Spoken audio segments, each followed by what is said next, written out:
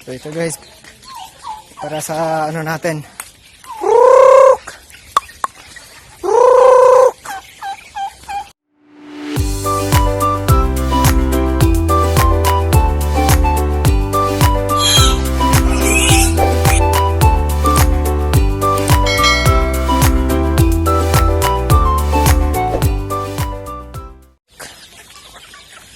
So yan guys.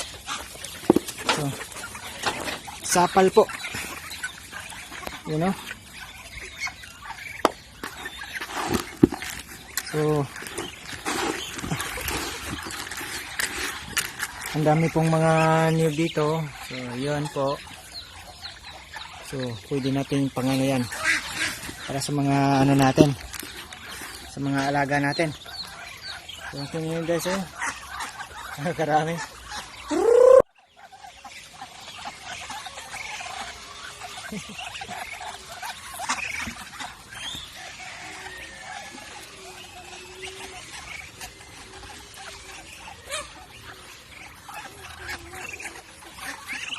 Tapos pabo natin.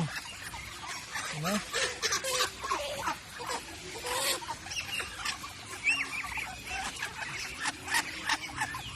Ito guys, may mga ano, bagong alaga tayo. Tapos may mga sisiw pa. Ayun o. So yan po guys. So yun lang. Dapat madiskarte tayo para hindi tayo lugi lagi. Ayan. Ayan po. Ayan.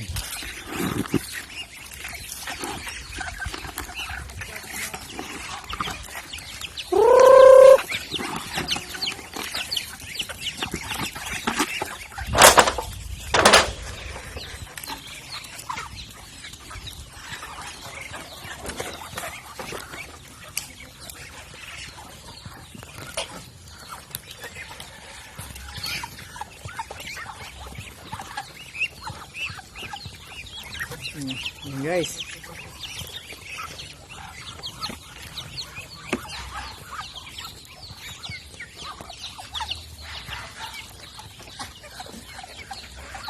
Tata.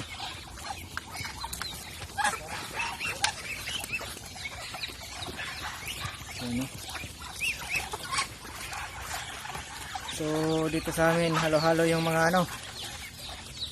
Ayun, halo-halo yung mga alaga natin.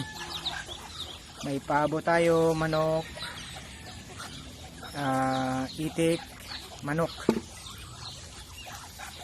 Ayun po. So ito mga manok natin, yan sila. Yan po ay ano, halo ng basilan po.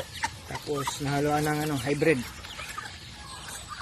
So okay lang naman yan kasi ano, na-experience yan namin dito. So malalaki naman sila.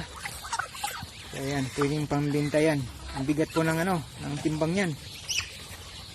So yung mga pabo natin, no. Gustong gusto talaga ng ano, ng sapal.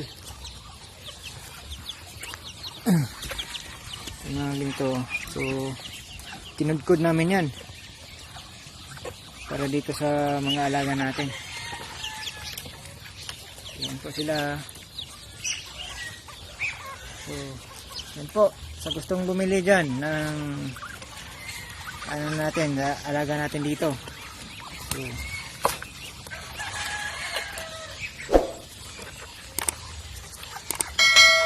yan po sila.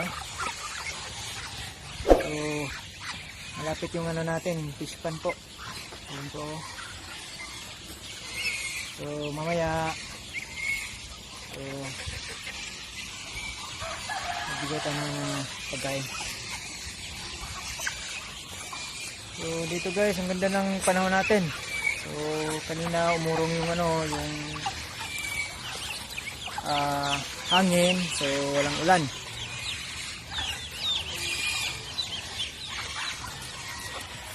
Maganda po sa ano natin, sa mga alaga natin.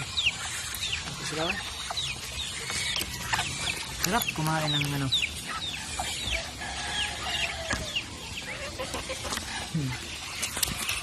po. Nakakatipid talaga tayo sana sa feeds po. Ang mahal ng feeds dito. So, dito sa ano natin, niyog. So, ano lang, libre. So, yun po. Tipid tayo sa pagkain. So, ubos talaga ang balde. So, yun po.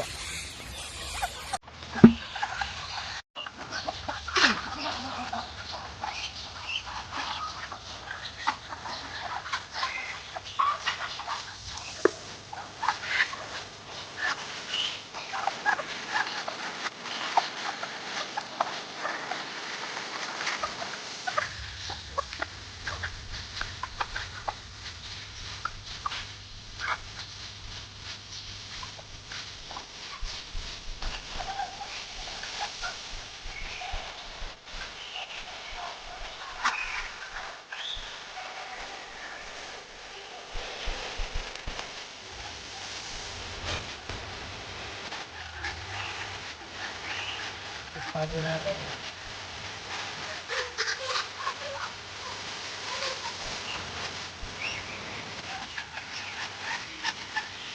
So guys, maglaga tayo. Pa,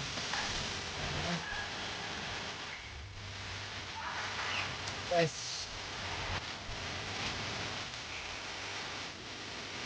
lang, dapat tayo para hindi tayo mabilagin.